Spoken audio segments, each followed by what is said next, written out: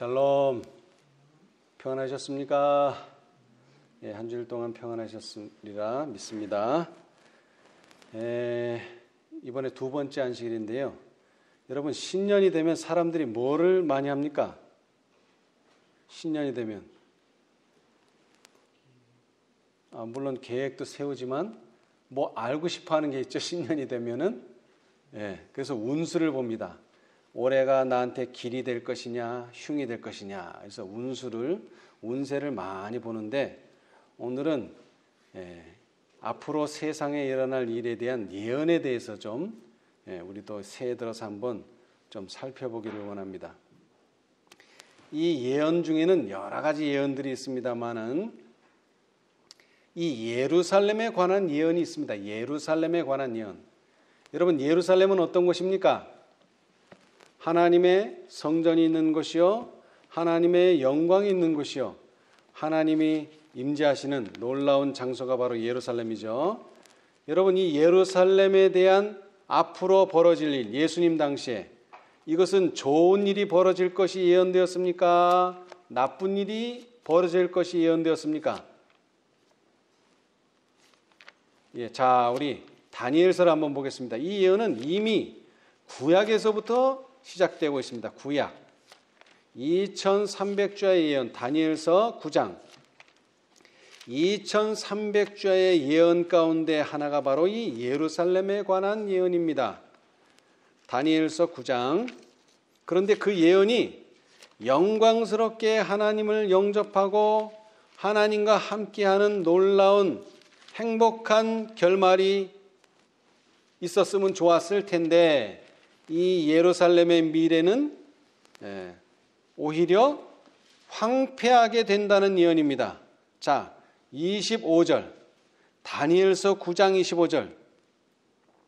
그러므로 너는 깨달아 알지니라.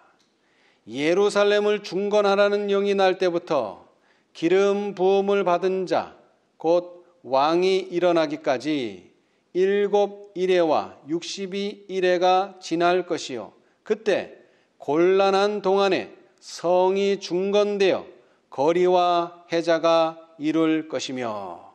자, 여기에 첫 번째 예언은 이 2300주의 예언의 시작이 언제부터라는 겁니까? 예루살렘을 뭐하라는? 중건하라는 영이 날 때부터 7일회를 계산하고 62일회를 계산하고, 이제 계산의 시작이 바로 예루살렘을 중건하라는 영입니다. 그러니까 이 2300주의 예언의 기초는 뭐에 있다고요? 예루살렘 중건입니다. 예루살렘 중건. 그만큼 이 예루살렘은 중요해요. 그런데 이 중요한 예루살렘이 이 2300주야가 끝나기 전에 어떻게 된다고요? 자, 26절. 시작은 예루살렘 중건인데 62일회 후에 기름 부음을 받은 자가 끊어져 없어질 것이며. 여러분이 아시는 것처럼 기름 부은 자는 누굽니까? 기름 부음을 받은 자. 신약시대 예수 그리스도께서 오신다 그랬는데 예수 그리스도께서 평안히 사시다가 하늘로 살아서 엘리야처럼 승천하시는 것이 아니고 기름 부음을 받은 자 예수 그리스도가 끊어져 없어질 것이며 십자가에 달려 돌아가실 것이며. 이것도 안 좋은 예언이에요. 근데 이 예언으로 끝나는 것이 아니라 장차 한 왕이 백성이 와서 그 성읍과 성소를 뭐 하려니와? 회파하려니와. 자, 여기서 말하는 그 성읍과 성소는 무엇을 말합니까? 그 성읍은 예루살렘, 그리고 여기서 말하는 성소는 예루살렘 성 안에 있는 하나님의 성전을 말합니다. 이 성소를 회파하려니와 그의 종말은 홍수의 엄몰됨 같을 것이며. 여러분, 사실 예루살렘 성이 물에 엄몰되었나요? 여러분이 아시다시피 물에 엄몰된 게 아니에요. 어떻게 됐어요? 불타서 없어졌어요. 불타서. 그러면 불이 났다 이렇게 말씀하셔야 되는데 왜 홍수의 엄몰됨 같을 것이며 라고 했을까요? 이것은 나중에 설명드리겠습니다. 그래서 홍수에 의해서 이 성소가 회파되는데 그냥 홍수가 아니라 장차 한 왕의 백성이 와서 그렇게 한다는 것입니다. 한 왕의 백성. 이건 로마를 말하겠죠. 로마에 의해서 예루살렘 성과 그 성 안에 있는 성전이 완전히 불타 없어져 버렸어요. 돌 하나도 돌 위에 남지 않았어요. 또 끝까지 전쟁이 있으리니 황폐할 것이 작정되었느니라. 아멘. 이것이 바로 예루살렘에 관한 예언입니다. 처음에는 예언이 뭐라고 예언했어요? 예루살렘이 중건되겠다. 회파된, 바벨론에 의해서 회파된 예루살렘 성이 다시 재건되겠다는 좋은 소식이었지만 결국에 가서 이 성은 어떻게 된다고요? 그 성읍과 성소는 회파되고 결국에 가서는 어떻게 된다고요? 황폐할 것이 작정되었다. 이렇게 말씀하셨습니다. 자, 그런데 이 성이 멸망할 때, 이 성 안에 성전이 멸망할 때 그 안에 누구도 있을까요? 그리스도인들도 있겠죠. 하나님의 백성도 있겠죠. 그래서 예수님께서는 이 예언을 이미 이해하고 계셨기 때문에 이러한 예언이 성취될 때 AD 70년에 성취되었는데요. 이 예언이 성취될 때 예루살렘 성과 성전과 함께 멸망하지 않도록 한 경고를 주셨습니다. 자, 누가복음 21장 이 예언에 근거해서 예루살렘 성이 회파될 때 또는 예루살렘 성이 황폐될 때 그 안에 있는 사람들이 멸망하지 않도록 한 경고가 주어졌어요. 20절 너희가 예루살렘이 군대들에게 애워싸이는 것을 보거든. 이것은 무슨 사인이라고요? 무슨 징조라고요? 아하, 예루살렘이 멸망할 때가 되었구나. 예루살렘이 군대들에게 애워싸이는 것을 보거든. 마태복음은 또 좀 더 잘 설명했죠. 가증한 것들이 둘러싸는 것을 보거든, 군기가 서는 것을 보거든 도망하라. 근데 누가복음은 좀 더 유하게 예루살렘이 군대들에게 애워싸이는 것을 보거든 뭐 하라고요? 그 멸망이 가까운 줄을 알라. 이 알라는 것은 징조로 받아들이라 그런 뜻입니다. 징조. 그런 일이 있으면 이제 도망갈 때가 됐구나. 딱 그것을 주시하고 있어야 하는 거예요. 그때에 21절 그때에 유대에 있는 자들은 어디로 도망하라고요?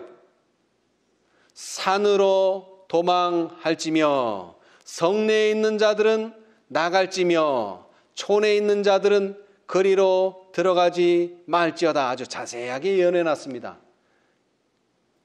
어디로 도망가야 됩니까? 산으로 도망가야 됩니다. 자, 그런데 이 예루살렘에 대한 경고를 주시면서 예수님께서는 이렇게 되도록 갈 때까지 예루살렘에게 얼마나 많은 충고와 권면을 보냈는가를 마태는 이렇게 설명하고 있어요. 자, 마태복음. 여러분, 이것은 한 번 주어졌지만 사실 예수님이 직접 경고의 기별을 전하기 전에 누가 왔었느냐 하면은 이런 사람들이 왔었어요. 자, 마태복음 23장. 마태복음 23장. 자, 누가 한번 큰 소리로 읽어보세요. 마태복음 23장 37, 38절입니다. 마태복음 23장 37, 38절 큰 소리로. 예루살렘아 예루살렘아 선지자들을 죽이고 내게 파송된 자들을 돌로 치는 자여, 암딸기 그 새끼를 날개 아래 모음같이 내가 내 자녀를 모으려 한 일이 몇 번이냐. 그러나 너희가 원치 아니하였도다. 보라, 너희 집이 황폐하여 버림바 되리라. 아멘. 자, 여기도 황폐라는 단어를 썼는데 다니엘서에 있는 말씀 그대로입니다. 이 예루살렘 성은 어떻게 된다고요? 황폐. 그런데 그것이 그냥 집이 아니에요. 너희 집. 여기서 말하는 너희 집은 만민이 기도하는 집. 예루살렘 성 안에 있는 그렇게 거룩한 하나님의 임재의 중심인 성전이 황폐하여 버림바 되리라 예언하셨어요. 그 이유는 뭡니까? 너희가 원치 아니하였도다. 사실 원치 않은 것도 있지만 거절입니다. 예수님을 거절한 결과예요. 자, 보세요. 예루살렘아, 예루살렘아, 누구를 죽이고요? 누구를 죽이고? 선지자들을 죽이고. 왜? 선지자들이 계속 경고했어요. 이렇게 하면 안 된다. 이렇게 하면 예루살렘에게 멸망이 올 것이다. 계속 경고했는데 죽였어요. 이제 선지자들이 죽고 없어지니까 이제는 또 다른 파송된 자들이 있었어요. 특별히 신약시대에 와서 이 파송된 자들은 앞으로 연구하겠지만 사자들입니다. 사자들. 기별을 가지고 있는 사자들. 더 나아가서 계시록 14장은 이것을 천사라 이렇게 말했어요. 천사. 파송된 자는 천사입니다. 그러나 구약시대의 대부분은 선지자들이 경고의 기별을 가져왔어요. 그러나 선지자의 말도 듣지 않고 신약시대에 들어와서 파송된 자들, 예수님의 제자들, 특별히 스데반을 죽임으로써 이스라엘의 운명은 결정이 되어버렸어요. 더 나아가서 마지막 라오디게아 시대 때는 하나님께서 당신의 천사들을 파송합니다. 그러나 그들이 뭐하지 않았기 때문에요. 너희가 원치 아니하였도다. 그러면 뭡니까? 보라, 너희 집이, 너희 교회가 황폐하여 버림바 되리라. 오늘은 예루살렘에 대한 경고와 아울러 하나님의 백성들이 맡게 될 경고에 대해서 오늘 좀 살펴보고자 하는데요. 사실 이 출애굽하게 되는 연도를 보면은요, 출애굽 연도를 보면 한 1500년, 예수님 오시기 1500년 전에 예수님께서는 누구를 택하셨습니까? 이스라엘 백성을 택하셔서 애굽에서 종살이하던 백성들을 끌어내셔서 가나안 땅에서 정착하는 하나의 독립된 그리고 하나님의 도구가 될 한 백성으로 택하셨어요. 자, 그러나 그들은 그들의 소임을 다하지 못했기 때문에 바벨론에 잡혀가고요. 그 다음에 다시 바벨론에서 돌아왔지만 그래도 아직도 그들은 참으로 하나님을 섬기지 못해서 결국 예수님이 오셨는데, 1000년간이나 기다렸던 예수님이 오셨는데 그 예수님을 거절하게 됩니다. 그래서 결국 예루살렘은 멸망을 맞게 되지만 그 멸망 전에는 항상 경고가 주어졌어요. 자, 그래서 우리 시대의 소망을 한번 보겠습니다. 시대의 소망. 자, 시대의 소망. 시대의 소망 630페이지입니다. 시대의 소망 630페이지. 여러분, 멸망은 예언되었지만 멸망이 그냥 오는 것은 아닙니다. 멸망 전에 하나님께서는 파송된 자들을 보내십니다. 하나님께서는 누군가를 보내세요. 사자를 보내세요. 그래서 그 멸망에 앞서 그들이 도망할 길을 가르쳐 주십니다. 경고하십니다. 그러나 그 사자들을 무시하고 그 사자들의 말을 경시할 때에 결국 그들은 그 성과 함께 멸망하게 될 것입니다. 자, 630페이지. 자, 630페이지. 이것은 마태복음 24장의 내용과 일치합니다. 자, 마태복음 24장에도 보면은 예루살렘 성이 멸망할 것이 예언되었죠. 자, 그것에 대한 설명입니다. 자, 설명을 먼저 읽어보겠어요. 630페이지. 그리스도께서는 자, 구속 역사로 869페이지입니다. 왼쪽 단 제일 첫 번째 문단. 그리스도께서는 예루살렘의 멸망으로부터 그보다 더 큰 사건, 곧 이 세상 역사의 사슬의 마지막 고리인 위엄과 영광으로 오시는 하나님의 아들의 재림으로 빠르게 나아가셨다. 이 두 사건 사이에 긴 흑암의 세기들, 즉 그분의 교회를 피와 눈물과 고통으로 특징지은 세기들이 그리스도의 눈앞에 전개되었다. 그 당시 제자들은 이 장면들을 바라보고 견딜 수 없었을 것이므로 예수께서는 짤막한 말씀으로 그 장면을 지나치셨다. 예수께서는 그때에 큰 환난이 있겠음이라. 창세로부터 지금까지 이런 환난이 없었고 후에도 없으리라. 그날들을 감하지 아니할 것이면 모든 육체가 구원을 얻지 못할 것이나 그러나 택한 자들을 위하여 그날을 감하시리라 고 말씀하셨다. 1000년 이상 계속될 미증류의 박해가 그리스도를 따르는 자들에게 이를 것이었다. 수천만 명의 예수님의 충실한 증인들이 죽임을 당할 것이었다. 1세기 때 그런 일이 실제로 벌어졌죠. 만일 당신의 백성을 보존하기 위하여 하나님의 손길이 펼쳐지지 않았더라면 모두가 멸망했을 것이다. 그러나 택하신 자들을 위하여 그 날을 감하시리라고 예수님은 말씀하셨다.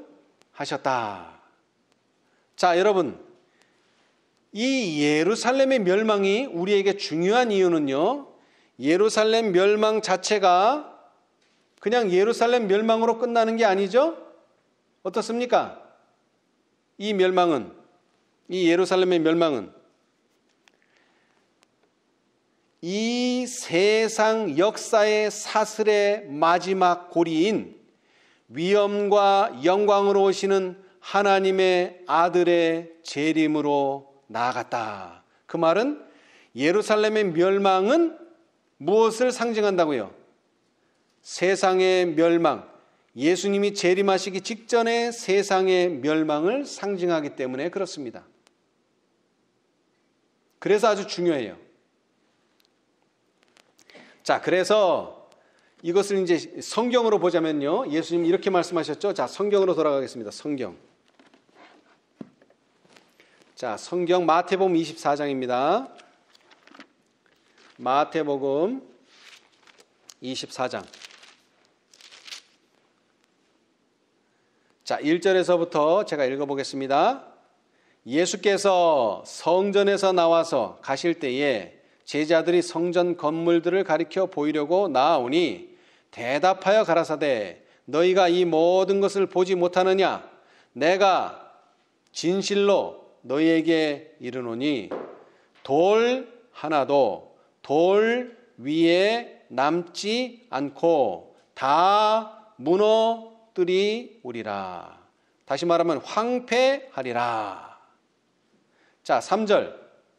예수께서 감람산 위에 앉으셨을 때에 제자들이 종용이 와서 가로되 우리에게 이르소서 어느 때에 이런 일이 있겠사오며 또 주의 임하심과 세상 끝에는 무슨 징조가 있사오리까?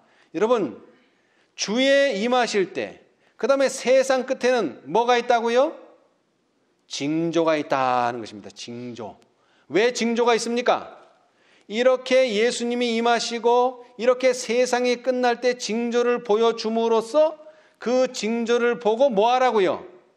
도망하라는 것입니다. 도망하라. 도망할 기회를 주기 위해서 징조를 준 거예요. 자, 그런데 여기서 말하는 세상 끝은 무엇을 말합니까? 세상 끝. 멸망을 말합니다, 여러분. 또 멸망은 무엇을 말합니까? 심판을 말합니다. 심판받은 곳에만 멸망이 오지 심판받지 않은 곳에는 멸망이 없습니다. 그들의 죄악의 잔이 차야지만 심판이 오고 심판이 와야지만 멸망합니다. 자, 그 다음에 징조라 말씀하셨는데 이 징조는 다른 말로 하면 경고를 주시고 멸망하신다는 것입니다. 경고 없이는 멸망하지 않습니다. 자, 그래서 끝이라는 것은 시간적으로 마지막이 아닙니다. 시간적으로 마지막이 아니라 이것은 멸망 또는 심판을 받았다 하는 그런 것을 의미하고, 징조는 사인 또는 징후 이런 것으로도 묘사되지만 경고를 뜻합니다. 경고. 징조는 경고입니다. 경고를 주시고 멸망하신다는 거예요. 심판하신다는 거예요. 그래서 예수님께서는 직접 멸망에 대한 몇 가지 신뢰를 드셨어요. 구약에서. 여러분이 기억하시는 것 중에 구약시대 멸망 그러면 언뜻 생각나는 게 뭐가 있습니까? 멸망. 세상이 멸망한 때가 있었죠. 노아의 시대, 그 다음에 롯의 시대의 소돔과 고모라가 멸망했습니다. 자, 그것을 예수님께서 언급하십니다. 자, 누가복음 멸망에 대해서 언급하세요. 자, 멸망에 대해서 누가복음 17장. 누가복음 17장. 또 누가 찾으셨으면 아주 큰 소리로 20절을 한번 읽어주세요. 누가복음 17장 20절. 누가복음 17장 20절. 바리새인들이 하나님의 나라가 어디에 임하나이까 묻거늘 예수께서 대답하여 가라사대 하나님의 나라는 볼 수 있게 임하는 것이 아니요. 예. 자, 여기 하나님의 나라가 어느 때에 임하겠나이까? 그런데 하나님의 나라는 볼 수 있게 임하는 것이 아니다. 이것은 뭐라고요? 볼 수 있게 임하지 않는다는 말의 의미는 뭐예요? 은혜의 왕국의 임함을 말하는 겁니다. 그렇죠? 자, 그런데 지금 우리가 설명하려는 것은 은혜의 왕국이 아니라 영광의 왕국입니다. 눈에 볼 수 있게 임하는 나라, 하나님의 나라, 재림하실 때에 하나님께서 펼쳐질 나라, 그 나라를 말하는 거예요. 그런데 이 말은 두 가지 다 적용됩니다. 그래서 26절을 보시면은 그때에 예수님께서 재림하실 때에 어떤 광경이 벌어질 것이냐, 말세에 라오디게아 시대 때 어떤 일이 벌어질 것이냐, 26절에 설명해 놓으셨어요. 그것은 바로 노아의 때에 된 것과 같이 인자의 때에도 그러하리라. 여러분, 예수님 재림 직전의 상태가 어느 시대와 비슷하다고요? 노아의 때. 자, 노아의 때 어떤 일이 벌어졌어요? 노아가 방주에 들어가던 날까지 사람들이 먹고 마시고 장가들고 시집 가더니 홍수가 나서 저희를 다 뭐하였으며? 멸하였으며. 그런데 하나의 예는 불충분하기 때문에 하나의 예를 더 드시는데 그것이 바로 롯의 때입니다. 또 롯의 때와 같으리니, 이때도 마찬가지야. 사람들이 먹고 마시고 사고 팔고 심고 집을 짓더니, 자, 노아의 때도 마찬가지. 홍수가 나기 직전까지 홍수 날 것은 까맣게 생각하지 않고 살았습니다. 롯의 때도 마찬가지입니다. 소돔과 고모라가 멸망하는데 아무런 준비도 없이 어제와 오늘이 똑같고 오늘이 내일하고 똑같아요. 항상 똑같이 살았어요. 사람들이 먹고 마시고 사고 팔고 심고 집을 짓더니, 29절, 롯이 소돔에서 나가던 날에, 사실 여러분 소돔에서 나갔기 때문에 멸망했습니까? 멸망하기 직전에 소돔에서 빠져나왔습니까? 예, 멸망하기 직전에 빠져나왔어요. 멸망하는 날은 정해져 있어요. 그 전에 나와야 됩니다. 하도 안 나오니까 어떻게 했어요? 천사들이 손을 잡고 끄집어냈어요. 하도 안 나와서. 하늘로서 불과 유황이 비오듯 하여 저희를 멸하였느니라. 그런데 이 두 번째 사건은 매우 중요합니다. 왜 중요해요?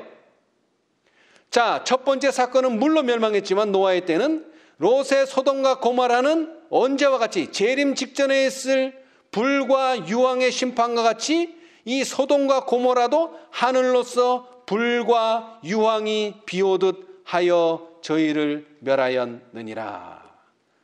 자, 그래서 계시록 14장에 보면 똑같은 상황이 나옵니다. 자, 우리 계시록 14장. 세 천사의 기별 가운데 마지막 세 번째 기별의 요지가 바로 짐승의 표를 받아들이면 어떻게 된다고요? 이렇게 하늘에서 불과 유황이 내려와서 멸망시킨다. 그러니 그렇게 되지 않도록 하라는 것이 경고입니다.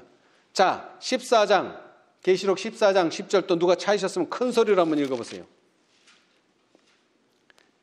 그도 하나님의 진노의 포도주를 마시리니 그 진노의 잔에 섞인 것이 없이 부은 포도주라. 거룩한 천사들 앞과 어린 양 앞에서 불과 유황으로 고난을 받으리니. 아멘. 자, 여기는 불과 유황으로 고난을 받겠다 정도로 표현했지만 사실은 소돔과 고모라처럼 불과 유황이 비오듯 하여 저희를 멸하였느니라는 말씀과 똑같습니다.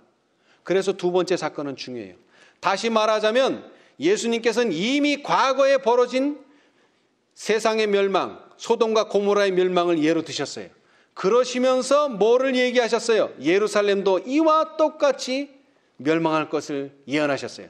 뿐만 아니라 이 예루살렘의 멸망은 그냥 예루살렘 멸망으로 끝나는 것이 아니라 이 세상 역사의 끝에 있을 사건, 재림 전에 있을 이 세상의 심판 장면을 묘사하고 계신 것입니다. 맞습니까? 네. 그래서 성경은 노아의 멸망, 그 다음에 롯의 멸망, 그 다음에 예루살렘의 멸망, 세상의 멸망, 이 네 가지 사건을 들어서 설명하고 있는데 선지자 화이트 부인도 이 네 가지 사건을 또 말씀하고 계세요. 자, 부조와 선지자. 자, 부조와 선지자. 그래서 이 네 가지 사건은 다 하나에서 요결되는데 재림 직전의 사건으로 요결된다는 것입니다. 자, 그것을 한 번 더 이해하기 위해서 이제는 부조와 선지자를 한번 보겠습니다. 부조와 선지자 166페이지. 부조와 선지자 166페이지. 부조와 선지자 166페이지.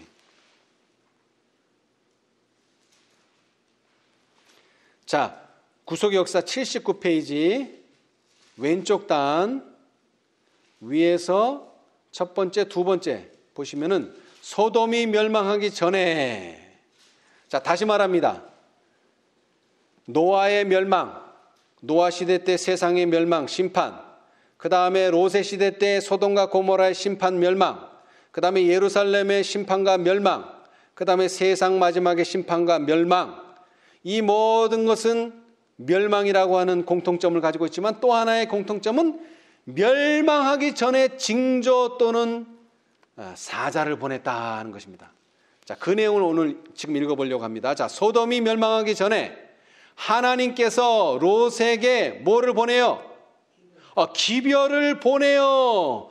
도망하여 생명을 보존하라. 돌아보거나 들에 머무르거나 하지 말고 산으로 도망하여 멸망함을 면하라고 이미 경고의 기별을 뭐 하셨다고요? 보내셨다는 것입니다. 이게 중요합니다. 만약 이 기별을 들었더라면 어떻게 해야 돼요? 이 기별을 따라서 말 그대로 산으로 도망을 했었어야 돼요. 그런데 왜? 누구만 도망했어요? 롯과 누구요? 두 딸밖에는 도망을 못했어요. 심지어는 부인은 도망가다가 뭐 하지 말라 그랬는데, 뒤돌아보지 말라 그랬는데 미련이 있어서 뒤를 돌아보다가 그만 소금 기둥이 되어버렸습니다. 자, 그런데 자, 다음 보세요. 다음 그 읽은 다음 라고 말씀하셨다. 예루살렘이 멸망하기 전에 그리스도의 제자들은 다음과 같은 동일한 경고의 음성을 들었다. 자, 똑같은 음성이에요. 어디로 도망가라 이번에도? 어디로 도망하라 이번에도? 산으로. 자, 롯도 어디로 도망하라? 산으로. 너희가 예루살렘이 군대들에게 에워싸이는 것을 보거든 그 멸망이 가까운 줄을 알라. 그때에 유대에 있는 자들은 산으로 도망할지며 성내에 있는 자들은 나갈지며 촌에 있는 자들은 그리로 들어가지 말지어다. 여러분, 롯의 사건과 그 다음에 예루살렘의 사건을 매칭해서 예수님께서는 동일한 경고라고 말씀하셨어요. 자, 그런데 경고 자체는 동일한데 산으로 도망하라 동일한데 빠져나와서, 자, 근데 기별자는 다릅니다. 자, 롯에게 기별을 전한 사람은 누굽니까? 롯에게 기별을 전한 사람 누구예요? 누가 도망하라고 말해줬어요? 누가? 예, 천사 맞습니다. 자, 창세기 19장. 창세기 19장. 분명히 성경은 천사라고 이렇게 증언하고 있습니다. 자, 창세기 19장 1절. 누가 또 큰 소리를 한번 읽어주세요. 19장 1절. 창세기 19장 1절. 날이 저물 때에 그 두 천사가 소돔에 이르니 마침 롯이 소돔 성문에 앉았다가 그들을 보고 일어나 영접하고 땅에 엎드려 절하여. 예. 자, 그래서 이 두 천사를 영접했는데 극진히 영접했는데 그 극진히 영접한 사람이 외모는 사람과 같았지만 이 사람은 사람이 아니라 하나님께서 롯에게 보낸 두 천사였습니다. 두 사자였어요. 그래서 이 사자, 이 천사가 도망하라는 기별을 전했어요. 자, 그러면 예루살렘을 멸망하라는 기별은 누가 전했습니까? 멸망할 때 도망하라는 기별은 누가 전했어요? 누가 전했어요? 예루살렘을 멸망할 때 도망하라. 멸망할 때가 아니라 멸망하기 전에 에워싸는 것을 보고, 군대가 에워싸는 것을 보고든 도망하라. 누가 말했어요? 예수님이 말했잖아요. 예수님이. 자, 다시 누가복음의 이 말씀은 누가 했느냐고요? 예수님이 했잖아요. 예수님이. 예, 예수님이 했어요. 자, 그래서 여러분, 멸망한다는 경고는 분명히 주어집니다. 멸망하기 전에. 왜? 그 경고를 듣고 나올 사람들이 있고 그 경고를 통해서 구원받을 사람들이 있기 때문에요. 자, 그런데 중요한 것은 그 경고가 누구를 통해서 오느냐 하는 것에 주목해야 된다는 것입니다. 자, 여러분, 어떤 사람이 비행기를 타고 온대요. 그럼 우리는 어디로 마중을 나가야 됩니까? 비행기 타고 오면은 공항으로 나가야죠. 공항. 비행기 타고 온다는데 저기 고속터미널로 가면 만날 수 있어요? 못 만나요. 자, 이 사람이 고속버스 타고 온데 어디로 마중 나가야 돼요? 고속터미널로 가야 돼요. 이 사람이 배를 타고 온대요. 어디로 나가야 돼요? 부두로 나가야 돼요. 이 사람이 비행기를 타고 온다는데 부두로 나가면 맞이할 수 있어요? 이 사람이 고속버스를 타고 온다는데 공항 나가면 맞이할 수 있어요? 없어요. 여러분, 이래서 채널이 중요합니다. 여러분, 내 손안에 라디오가 있어도요, 뭐를 맞추지 않으면, 채널을 맞추지 않으면 절대로 방송은 흘러나오지 않습니다. 그래서 우리는 이 채널을 맞춰야 되는데, 자, 다시 말하지만 히브리서 1장. 이 히브리서는 특별히 히브리인들에게 주는 편지예요. 히브리인들은 성경을 잘 아는 사람들입니다. 그렇죠? 로마인들하고는 틀려요. 자, 그래서 여기 1장 1절에 이렇게 말씀하셨어요. 1장 1절. 옛적에, 과거에, 특별히 구약시대에 하나님께서는 누구를 통해서 말씀하셨습니까? 누구를 통해서? 선지자들을 통해서 말씀하셨어요. 직접 말씀하실 때도 있었지만 대부분은 선지자를 통해서 말씀하셨어요. 선지자들로 여러 부분과 여러 모양으로 우리 조상들에게 말씀하신 하나님이 오늘날 신약시대 예수님 오신 다음에는 어떻게 말씀하세요? 14절. 모든 천사들은 부리는 영으로서 구원 얻을 후사들을 위하여 섬기라고 보내심이 아니뇨. 아멘.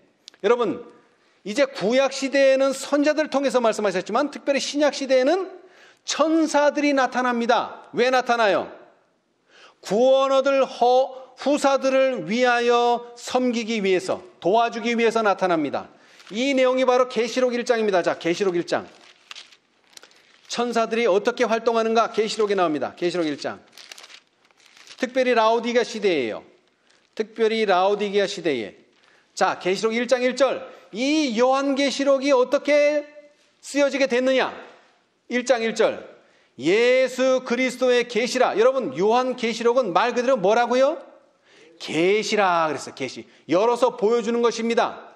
여러분, 예언이라 그러면은요, 예언은 뭐가 예언입니까? 미래가 예언입니다. 미래. 근데 계시는요, 과거, 현재, 미래 모든 시제를 다 보여주는 게 뭐라고요? 계시입니다. 과거도 보여줘요. 계시는. 그러나 예언은요, 미래만 보여주는 겁니다. 많은 선지자들이 계시를 본 경우도 있고 예언을 본 경우도 있어요. 그런데 계시를 본 사람들은 과거도 봐요.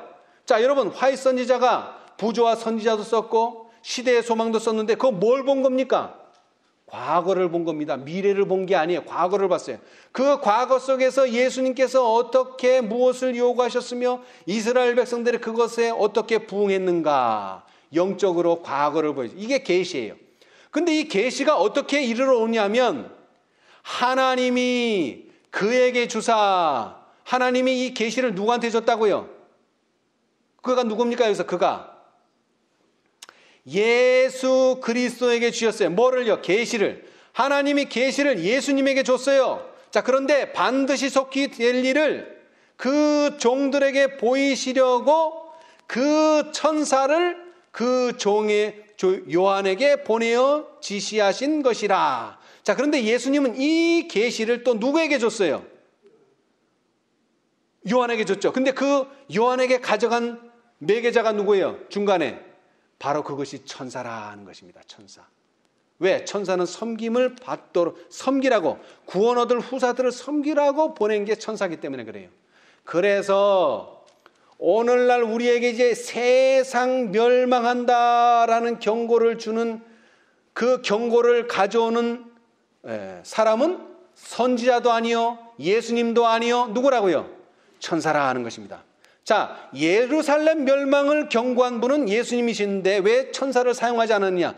천사를 사용할 필요가 없어요. 왜? 예수님이 직접 말씀하시면 되는데 뭐하러 천사를 중간에 끼울 필요가 있습니까? 그러나 예수님께서 지금 하늘 지성소에 계신 이 시간에는 예수님 대신 우리에게 기별을 전해야 될 사자가 필요한데 그것은 바로 선지자도 아니고 천사라는 것입니다.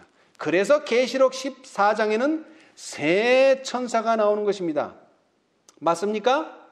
예. 자, 그런데 이 롯의 멸망에 대한 성경절이요, 롯의 멸망에 대한 성경절이 앞으로 벌어질 세상의 멸망과 관련이 있는데요. 자, 우리 다시 부조와 선지자 166페이지를 다시 한번 보겠습니다. 아까 읽었던 부분. 부조와 선지자 166페이지. 부조와 선지자 166페이지. 자, 소돔과 고모라의 멸망 전에 산으로 도망하라. 그 다음에는 그와 똑같은 경고를 예수님께서는 직접, 두 천사가 아니고 예수님께서 직접 예수님의 제자들에게 말씀하셨어요. 군대가, 자, 이제 처음부터 다시 한번 읽어보겠습니다. 구속의 역사 79페이지, 부조와 선지자 166, 왼쪽 단 중간쯤에 소돔이 멸망하기 전에 하나님께서 롯에게 기별을 보내어 도망하여 생명을 보존하라. 돌아보거나 들에 머무르거나 하지 말고 산으로 도망하여 멸망함을 면하라고 말씀하셨다. 누구를 통해서요? 두 천사를 통해서. 예루살렘이 멸망하기 전에 그리스도의 제자들은 다음과 같은 동일한 경고의 음성을 들었다. 누구로부터? 예수님으로부터 직접. 너희가 예루살렘이 군대들에게 에워싸이는 것을 보거든 그 멸망이 가까운 줄을 알라. 그때 유대에 있는 자들은 산으로 도망할지며 성내에 있는 자들은 나갈지며 촌에 있는 자들은 그리로 들어가지 말지어다. 그들은 소유물의 어느 것이라도 지키려고 머무르지 말고 뭐 하라고요? 기회를 놓치지 말고 뭐 해야 했다고요? 도망하여야 하였다. 그리고 한 문단을 넘어가서요. 말세에 종교계에 있는 부패와 배도의 상태는 땅의 임금들을 다스리는 큰 성 바벨론에 대한 계시 중에 예언자 요한에게 나타났다. 바벨론 멸망 전에 하늘로부터 내 백성아 거기서 나와 그의 죄에 참여하지 말고 그의 받을 재앙들을 받지 말라는 초청이 하늘로부터 주어진다. 아멘. 노아와 롯의 시대처럼 죄와 죄인들로부터 뚜렷한 분리가 있어야 한다. 자, 그런데 예수님께서 든 예는 과거에 성취된 노아의 시대, 롯의 시대, 멸망하기 전에 경고를 바라셨다라고 예수님이 직접 말씀하셨는데 이 경고가 실질적으로 누구에게 모본이 되느냐? 이 세상 끝에 멸망에 직접적인 적용이 된다 이거예요. 그런데 그 성경절이 계시록 14장의 성경절이 아니고 몇 장입니까 이것은? 계시록 18장의 성경절이 여기 적혀 있어요. 그렇죠? 자, 그러면은 이 성경절은 예수님께서 재림하시기 직전에 있을 세상의 멸망을 가리킨다는 것입니다, 여러분. 이것이 징조고 사인이에요. 이 징조와 사인을 볼 때 뭐 하라고요? 도망하라는 것입니다, 여러분. 계시록 18장의 성경절이 적용되고 성취될 때 도망하라는 것입니다.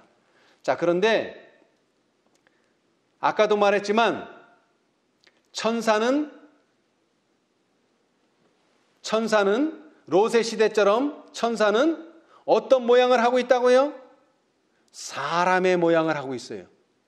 그래서 이 롯의 시대 때 이 롯의 집으로 들어가는 두 천사를 회방하기 위해서 많은 사람들이 있었어요. 그러나 이 롯은 이 두 사람을 소화하기 위해서 갖은 노력을 다했어요. 그렇죠? 왜? 사람의 모양으로 왔기 때문에. 그들이 천사라는 것을 알았더라면 함부로 그렇게 할 수 있습니까? 절대 그렇게 할 수 없습니다. 그런데 그들의 보기에 그들은 사람하고 똑같았어요. 똑같은 상황이 말세의 라오디게아 시대에도 벌어집니다. 왜? 새 천사는 결국 누구를 대표한다? 사람을 대표한다. 자, 우리 복음성경을 다 같이 한번 읽어보겠습니다. 복음성경. 자, 복음성경에 계시록 14장 주석에 나와 있어요. 자, 계시록 14장. 자, 계시록 14장에 첫째 천사, 둘째 천사, 셋째 천사는 천사라고요? 사람이라고요? 사람이라는 것입니다. 사람. 자, 계시록 14장 6절로 12절의 주석. 계시록 14장 6절로 12절의 주석이 많은데요. 그 중에서 두 번째. 자, 계시록 14장 6절로 12절의 주석 두 번째. 새 천사의 신분을 밝힘. 찾으셨어요? 자, 찾으신 분이 큰 소리로 또 한번 읽어주세요. 새 천사가 누구냐? 신분을 밝혔어요. 누구예요? 그리스도는 구원에 이르게 할 능력을 가지고 재림하신다. 이 사건에 대비해서 사람들을 준비시키기 위하여 그분은 첫째와 둘째, 셋째 천사의 기별을 보내셨다.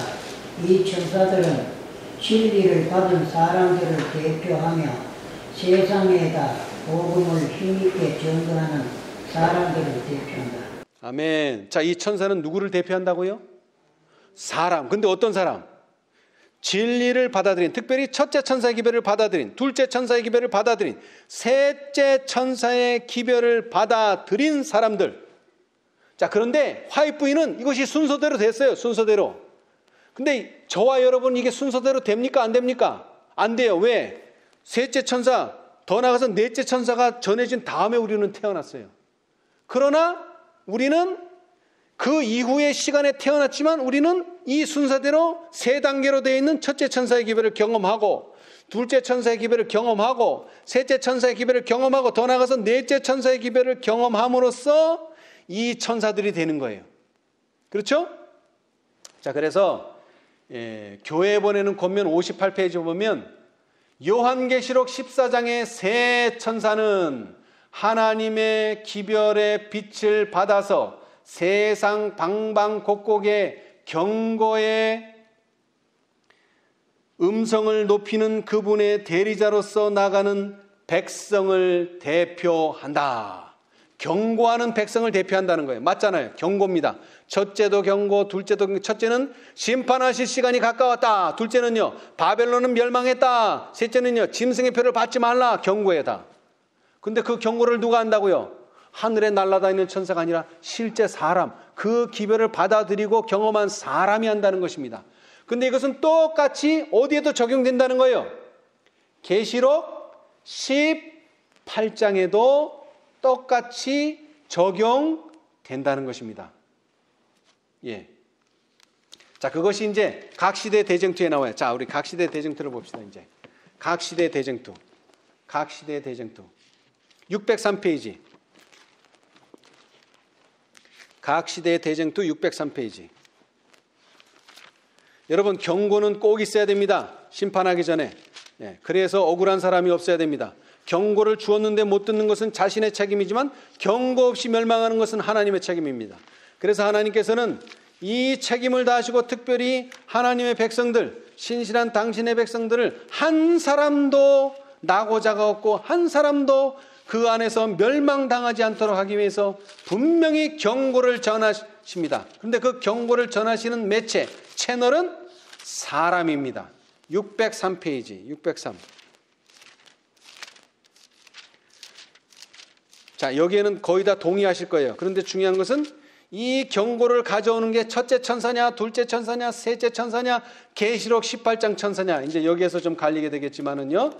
그러나 천사라고 말했을 때에 그것은 그냥 하늘에 날아다니는 영적인 존재 천사가 아니라 그 기별을 받아들인 사람이라는 것은 분명합니다. 자, 603페이지. 자, 최후의 경고입니다. 무슨 경고라고요? 최후의 경고. 여러분, 첫째 천사가 경고를 보냈어요. 이거 최후의 경고입니까? 아니에요. 아직도 경고가 남아있어요. 둘째의 경고가 남아있고, 자, 셋째가 경고를 보냈어요. 이것이 마지막 경고입니까? 아니에요. 또 다른 경고가 남아있어요. 계시록 18장의 경고. 그래서 여기서는 계시록 18장으로 시작합니다. 2일 후에 다른 천사가 하늘에서 내려오는 것을 보니, 여러분 분명히 성경은 기록합니다. 2일 후에 하늘에서 음성이 났다고요? 아니요. 2일 후에 뭐가 나타납니까? 천사가 나타납니다. 다른 천사. 여기서 말하는 이 일은 뭐라고요? 계시록 14장의 일이 있은 후에를 말합니다. 18장이니까 17장에 있는 사건을 말하는 것이 아니라 2일 후에 새 천사의 기별이 바래진 후에 다른 천사가 나타난다는 말은 다른 사람이, 오늘 우리도 배웠지만 예루살렘 성의 사람들이 충실하지 못했기 때문에 다른 사람에게 세를 주신다고 분명히 말했듯이, 새 천사가 자신의 직무를 다하지 못한다면 하나님께서는 2일 후에 새 천사 후에 다른 천사를 보내십니다. 하늘에서 내려오는 것을 보니 큰 권세를 가졌는데 그의 영광으로 땅이 환해지더라. 힘센 음성으로 외쳐가로되 무너졌도다 무너졌도다 큰 성 바벨론이여, 귀신의 처소와 각종 더러운 영에 모이는 것과 각종 더럽고 가증한 새에 모이는 것이 되었도다. 내가 들으니, 자, 그 다음을 잘 들으세요. 자, 바벨론이 왜 무너지느냐? 그것은 귀신의 처소가 되었고요, 각종 더러운 영에 모이는 것이 되었고요, 각종 더럽고 가증한 새에 모이는 것이 되었기 때문에 멸망한다는 원인을 이야기하고 있습니다. 그리고 나서 하시는 경고, 내가 들으니 하늘로서 다른 음성이 나서 가로되 내 백성아 거기서 나와 그의 죄에 참여하지 말고 그의 받을 재앙들을 받지 말라. 이것은 계시록 18장 4절입니다. 이 성경절은 계시록 14장에 둘째 천사가 선포한 바벨론이 무너졌다는 기별이 반복하여 전해지는 때를 가리켜 준다.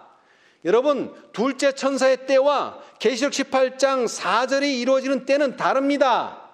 그러나 이것은 반복입니다. 새로운 것은 아닙니다. 그러나 때는 다릅니다. 둘째 천사의 기별이 바래지는 때와 계시록 18장 4절의 천사의 기별이 바래지는 때는 다릅니다. 그리고 그것은 1844년 여름에 그 기별이 처음 선포된 이래 바벨론을 구성하고 있는 모든 단체에 침투된 타락의 상태를 첨가해서 말해준다.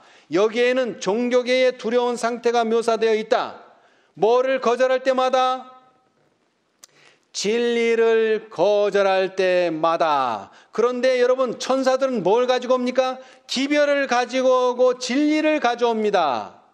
다시 말하면 천사들의 기별, 천사들의 진리가 거절될 때마다 사람의 마음은 더욱 어둡고 더욱 완고해져서 그들은 마침내 대담한 불신으로 무장하게 된다. 그들은 하나님께서 주신 무엇을요? 경고를 무시하여, 여러분, 롯이 받은 그 두 천사의 경고를 무시하면 소돔과 고모라와 같이 멸망하고요, 노아의 경고를 무시하면 물과 함께 멸망하고요, 그 다음에 예루살렘의 멸망을 경고했을 때 그 경고를 무시하면 예루살렘 성과 함께 불타 죽습니다. 그런데 여기서도 마찬가지예요. 그들은 하나님께서 주신 경고, 그런데 이 경고는 14장의 경고가 아닙니다.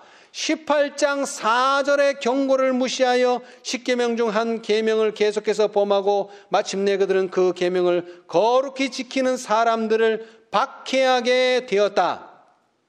그리스도께서는 당신의 말씀과 당신의 백성에게 과해지는 무엇을 통하여? 과해지는 무엇을 통하여예요? 멸시를 통하여 무시당하신다. 여러분, 오늘 우리는 선택된 백성을 배웠어요. 여러분, 언제까지 하나님께서는 그들을 붙드십니까? 언제까지? 그 기한은 이렇습니다. 당신의 말씀이 멸시를 당할 때 그분께서는 더 이상 선택하지 않습니다. 그 다음에는요, 당신의 백성이 멸시를 당할 때 그분은 더 이상 그들을 선택하지 않습니다. 촛대가 옮깁니다. 다른 말로 하자면은 하나님의 말씀이 멸시를 당하고 하나님의 백성이 출교를 당하면 그 시점은 바로 촛대가 옮겨지는 시점입니다. 무시를 당하면 그렇게 된다는 거예요. 무시를 당하면. 여기 분명히 말했잖아요. 당신의 말씀이 멸시를 당하고 당신의 백성에게 과해지는 멸시를 통하여 무시를 당하신다. 그러면 그것은 경고라는 거예요. 그것이 징조라는 거예요. 강신술의 교훈이 교회에 용납되고 변화되지 못한 사람의 마음을 붙들고 있던 제재가 사라지면 신앙의 고백은 가장 비열한 죄악을 숨기기 위한 구실이 될 것이요, 강신술의 이적을 믿는 신앙은 미혹하는 영과 마귀의 가르침이 들어올 수 있는 문을 열어주게 될 것이므로, 여러분, 문은 내가 닫는다고 닫혀지는 게 아니에요. 이렇게 말씀이 무시당하고 말씀을 존중하는 당신의 백성을 무시할 때에 그곳에는 미혹하는 영이 들어오고 마귀의 가르침이 들어오는 거예요. 사람이 막는 게 아닙니다. 여러분, 노아 홍수 때요, 홍수가 일어나기 전에 그 문을 누가 닫았어요? 노아가 닫았어요? 아니요, 천사가 닫았어요. 천사가. 인간이 닫는다고 닫혀지는 게 아니에요. 지금도 마찬가지예요. 말씀을 무시하고 그 말씀을 순종하는 당신의 백성을 무시하면은요, 멸시하면은요, 그리고 출교시키면요, 거기에는 미혹하는 영이 들어오고요, 마귀의 가르침이 들어올 수 있는 문을 열어주게 될 것이다. 이것이 경고입니다. 악한 천사들의 가마를 교회 안에 느끼게 돼. 그래서 결국 어떻게 돼요? 교회에 갔는데 선한 가마, 하나님의 가마를 느끼는 게 아니라 악한 천사들의 가마를 교회 안에서 느끼게 될 거예요. 교회 밖에 아니에요. 교회 안에서 악한 천사의 가마를 느껴요. 이 예언에는 바벨론 시대에 대하여 다음과 같이 기록되어 있다.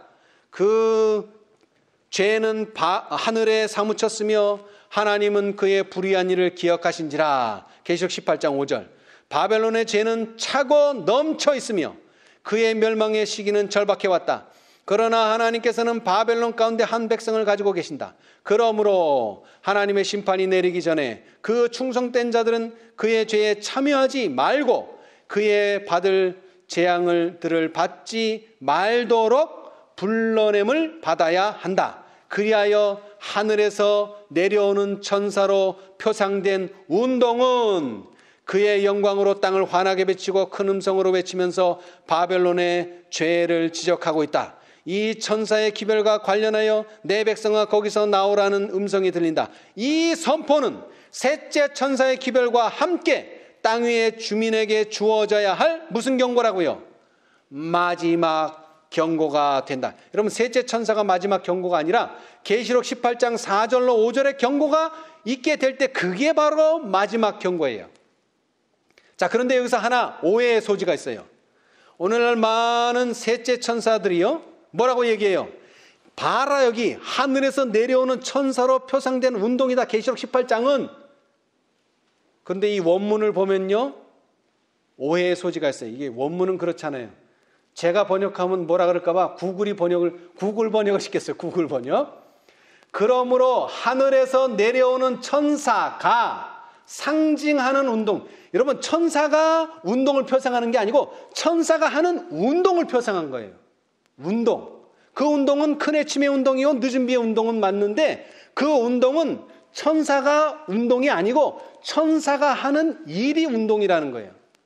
주체는 천사예요. 그래서 구글은 이렇게 번역했어요. 그러므로 하늘에서 내려오는 천사가 상징하는 운동. 그 운동이 뭐예요? 그의 영광으로 땅을 환하게 하고 강한 목소리로 강력하게 부르짖으며 바벨론의 죄를 알리는 그 운동을 누가 하느냐? 하늘에서 내려오는 천사가 한다는 거예요. 계시록 18장 천사가 운동이 아니고, 이거를 오해하시면 안 돼요. 그래서 제가 오늘 번역을 보냈는데 거긴 더 정확하게 나와 있어요. 자, 우리 한번 그걸 보십시다. 천사가 운동을 하는 것을 표상한 것이지 천사가 운동이 아닙니다. 자, 천사가 운동이 돼버리면은 계시록 14장 천사도 운동이 돼야 돼요. 근데 계시록 14장 천사는 사람이 되고 계시록 18장 천사는 운동이 되고, 이거는 뭔가 해석이 잘못된 거예요. 14장의 천사가 사람이라면 18장의 천사도 사람이 되어야 되고요. 그러면은 18장의 천사를 운동이라고 주장한다면 14장의 천사도 운동이라고 주장해야 맞습니다. 무슨 뜻인지 아시겠죠? 그러면은 14장을 운동이라고 해석하면은 개신교인들이 그 일을 하는 거예요. 개신교인들이. 맞잖아요. 그러나 자신들은 그렇게 생각 안 해요. 개신교에서 불러냄을 받은 자기들이 한다고. 그래서 우리는 첫째 천사고 둘째 천사고 셋째 천사다. 그런데 분명히 계시록 18장은 14장과 연관되어 있다는 것을 보여주기 위해서 이 일 후에라고 분명히 말하고 있어요. 그냥 엉뚱하게 내려온 게 아니에요. 분명히 사건 전개상 14장이 먼저 있고 그 다음에 그 일이 있은 다음에 18장은 온다는 거예요. 그러므로 14장과 18장은 밀접하게 연관되어 있고 14장의 천사가 사람이라면 18장에 나오는 천사도 사람이 돼야 맞습니다. 근데 이 번역은 조금 사람을 혼동하게 만들어요. 그러나 이 말씀은 정확해요. 여기는 정확해요. 자, 여기도 보세요. 자, 처음에 이 제목이 뭡니까? 리뷰 인 더 헤럴드인데 이 제목이 뭐예요? 하나님께서는 다가오는 심판. 자, 심판은 뭐라 그랬죠? 멸망이라 그랬어요. 이 세상이 멸망하기 전에, 이 세상이 심판받기 전에 누구를 보내신다고요? 뭐를 하신다고요? 사람들에게 경고하신다. 이 경고하신다는 게 포인트입니다. 자, 예수님께서 노아의 때를 말씀하시고 예수님께서 롯의 때를 말씀하신 이유는 뭡니까? 예루살렘이 멸망할 것을 경고하시기 위해서 그랬어요. 근데 예루살렘의 멸망은 혼자로 끝나는 것이 아니라 이 세상 멸망과 관련이 있어요. 다시 말하자면 예수님께서는 이 세상 멸망도 말씀하셨다는 겁니다. 근데 중요한 것은 그 경고를 누가 하느냐 이거예요. 왜냐하면 그 경고를 하는 사람들과 우리는 접촉해야 되기 때문에 그래요.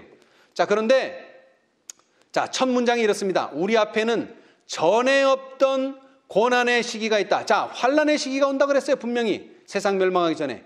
진리의 원칙이 실생활에 엮여 있는 사람들은 곧 용의 진노가 무엇을 의미하는지 이해하게 될 것이다. 자, 줄친 부분만 읽어보겠어요. 하나님의 말씀이 등한히 여겨져 왔으나 지금은 부지런히 기도하는 마음으로 성경을 연구할 필요가 있음을 깨우쳐야 할 때이다. 자, 그 다음에 새로운 문단. 하나님은 노아를 통해 홍수 이전 사람들에게 기별을 보내셨을 때 세상을 시험하셨다. 여러분, 예수님이 지적한 것과 똑같습니다. 예수님 먼저 무슨 예를 드셨어요? 노아의 때를 드셨어요. 노아의 때. 그런데 화이트 선지자도 노아의 때를 들었어요. 자, 그럼 한 장 넘기셔서. 자, 그 다음에 무슨 때를 예수님께서 드셨죠? 롯의 때. 자, 그 다음 두 번째, 2페이지 두 번째 줄. 하늘의 사자들이 소돔을 방문하여 롯에게 임박한 멸망에 대해 말하자. 자, 롯의 때를 드셨어요. 자, 그 다음에는 또 무슨 것을 드셨어요? 자, 두 문단 내려와서 한 문단 두 문단째. 예루살렘이 멸망될 때 그리스도의 추종자들은 그 멸망이 임박했다는 경고를 받았다. 딱 경고를 받았어요. 자, 노아의 때도 경고를 받고 롯의 때도 경고를 받고 예루살렘 멸망될 때도 경고를 받았어요. 그러면 세상이 멸망할 때도 당연히 경고를 받아야 되겠죠. 자, 그래서 맨 마지막 줄, 2페이지 맨 마지막 줄 밑에서 두 번째. 우리는 말세에 살고 있으며 최후의 멸망을 목격할 세대는, 다시 말하면 최후의 심판을 목격할 세대는 하나님의 성급한 심판을 경고 없이 내리신 적은 없었다. 자, 경고가 항상 주어졌다는 것입니다. 맞죠? 자, 그래서 오른쪽에 3페이지 밑에서 두 번째 줄. 선지자는 마땅히 율법과 증거의 말씀을 좇을지니 그의 말하는 바가 이 말씀에 맞지 아니하면 그들이 정령이 아침빛을 보지 못하고 라고 했다. 마틴 루터는 오직 성경만이 우리 믿음의 기초라고 외쳤다. 성경을 종교의 기준이요 소망의 기초로 삼는 것이 하나님의 백성이 해야 할 일이다. 그들이 살았던 시대 동안 하나님의 기별에 대한 산 믿음을 가지고 그분의 명령에 순종하여 믿음을 행사한 사람들은 어떻게 됐을까요? 하나님께 받아들여졌고 불순종하고 불신하는 자들에게 임할 심판을 피했다. 아멘. 자, 그리고 이제 줄친 거 보겠습니다. 다가오는 멸망의 징조가 나타나고 예루살렘에서 도망하라는 그리스도의 경고에 순종한 자들은 그 멸망에 빠지지 않았다. 이제 세 번째 사건까지 이루어졌어요. 이제 우리는 네 번째 사건 앞에 있어요. 그 기별은, 그 경고의 기별은 우리 시대에도 올 것이다. 아멘. 자, 그런데 그 성경절, 우리 시대에 오는 경고의 성경절이 계시록 14장의 성경절이 아닙니다. 이걸 주목하라는 거예요. 이 성경절은 어디 성경절이죠? 계시록 18장 2절로 4절이에요. 무너졌도다 무너졌도다 큰 성 바벨론이여, 내 백성아 거기서 나와 그의 죄에 참여하지 말고 그의 받을 재앙들을 받지 말라. 이 기별은 어떤 기별이에요? 계시록 18장 2절로 4절의 기별에 순종하는 사람들은 반드시 그녀 바벨론에게, 이 바벨론을 여자로 표현했습니다. 그녀에게, 그런데 교회도 여자입니다.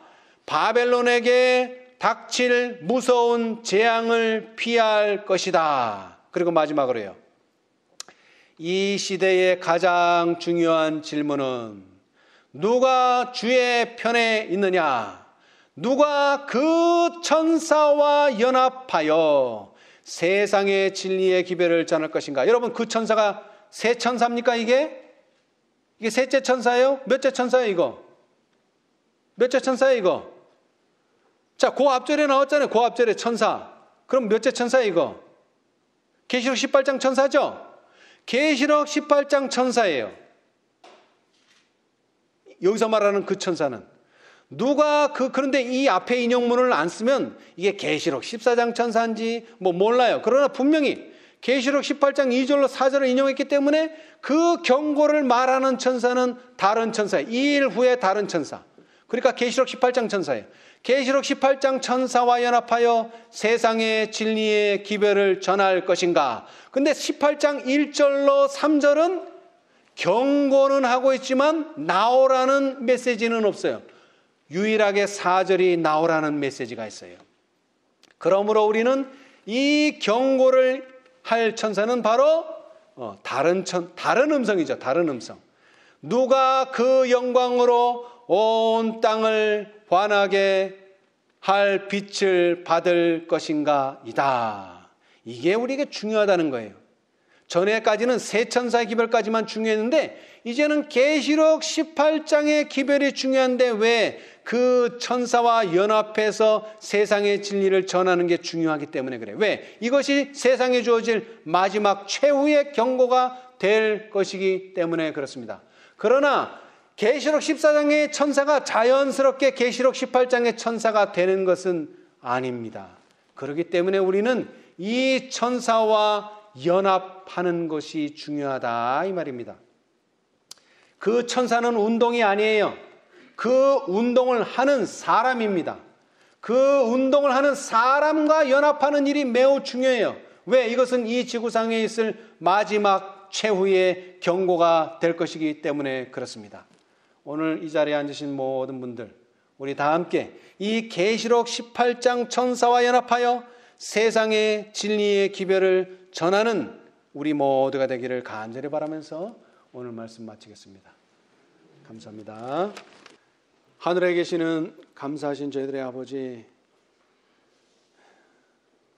주님께서 허락하신 이 새로운 한 해 우리가 어떻게 살아가며 또 어떻게 하나님의 말씀으로 준비해야 할지 계시의 말씀, 예언의 말씀을 펼쳐 보여주시니 감사합니다.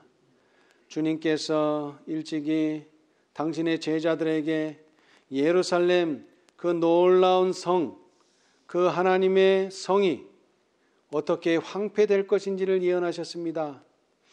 그런데 그 성의 멸망은 더 나아가 예수님 재림 직전에 이 세상의 멸망을 상징하고 있습니다. 주님 도와주셔서 이제 세상이 멸망하기 전 하나님께서 우리에게 주시는 이 마지막 경고의 말씀에 우리 모두가 다 귀를 기울일 수 있도록 축복하여 주시옵소서. 누구를 통하여 이 경고의 음성이 오는지를 다시 한번 기억하도록 도와주시옵소서. 노아의 때, 롯의 때 멸망했을 때에 하나님께서는 경고 없이는 절대로 멸망치 않으셨습니다. 심판하지 않으셨습니다. 주님 도와주셔서 이제 롯의 때 불과 유황으로 소돔과 고모라가 멸망했지만 그 멸망 직전에 두 천사를 보내셔서 참으로 시기를 알지 못하고 지체하는 이 롯과 그 딸들을 위하여 그들의 손을 붙잡고 그 멸망의 도시를 빠져나갔던 놀라운 역사를 보게 해 주시니 감사합니다. 주님 도와주셔서 우리는 비록 믿음이 연약하고 우리는 지체할지 모르지만 주님께서 허락하신 계시록 14장의 천사들과 계시록 특별히 18장의 천사들과 연합함으로 그들의 손을 잡음으로 우리가 그들의 인도함을 받아 이 세상의 멸망에서 함께 멸망당하지 않는 당신의 백성 되도록 축복하여 주시옵소서. 주님 도와주셔서 과거의 선지자들을 통하여 일하셨지만 이제 계시들을 천사들을 통하여 보여주시고 또 천사들을 통하여 하나님의 재림운동과 또 개혁운동과 늦은비 운동과 큰 해침 운동을 하시겠다고 약속하셨습니다. 주님 도와주셔서 이러한 하나님의 사업에 우리 모두가 동참할 수 있도록 그 천사들과 연합하도록 특별히 계시록 18장 천사와 연합하도록 축복하여 주시옵소서. 그리하여 하나님의 일이 성취될 때에 우리가 다 여호와의 편에 서는 우리가 될 수 있도록 도와주시옵소서. 또한 우리 중에 육체에 연약한 자들이 있습니다. 주님 도와주셔서 그들에게도 은혜 베풀어 주시고 하나님의 놀라운 치료의 광선을, 치료의 능력을 경험하는 그들이 될 수 있도록 축복하여 주시옵소서. 이 모든 일에 은혜 베푸심을 감사하며 예수님의 이름으로 기도합니다. 아멘.